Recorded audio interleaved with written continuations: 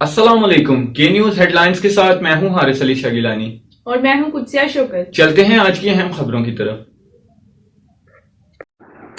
रुख करेंगे साहिवाल का, जहां से रिपोर्ट कर रहे हैं हमारे नुमाइंदे गुलफाम हैदर कुरैशी। अफसोस के साथ ये खबर शेयर करनी पड़ रही है। कौमी परचम के नीचे करोड़ों रुपए की करप्शन करने वाला सीईओ एजुकेशन एक कौमी परचम ना बदल सका, जबकि किसी भी मुल्क की पहचान इसके कौमी परचम से होती है, जो मुल्क का वक़ार और आला इक़्तिदार का हामिल होता है। कौमी परचम की सरबुलंदी और हिफाजत के लिए लोग अपनी जानों का नजराना देने से भी गुरेज नहीं करते।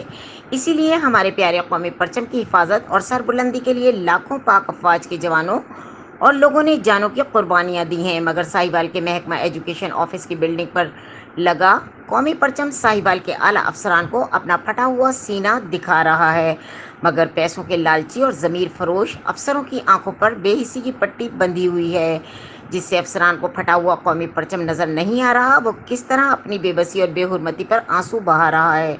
इसी कौमी परचम के नीचे साहिवाल एजुकेशन महकमा में मुबैना तौर पर लाखों बल्कि करोड़ों रुपए की करप्शन होती है, मगर मजाल है कि करप्शन के ही पैसों से कोई अफसर इस फटे हुए कौमी परचम को तब्दील कर दे। यह कौमी परचम किसी कौमी जज्बे से सरशार ऑफिसर का इंतज़ार कर रहा है कि कोई तो ऑफिसर आएगा जो मेरी तौकीर को सरबुलंदी में तब्दील करेगा।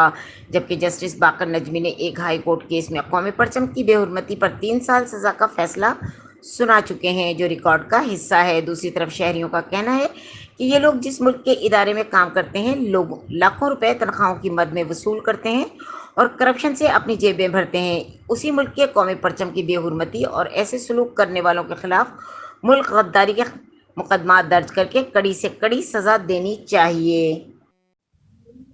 मज़ीद खबरों और अपडेट्स के लिए हमारे साथ रहिएगा। तब तक के लिए अपना ख्याल रखिएगा। अल्लाह हाफिज।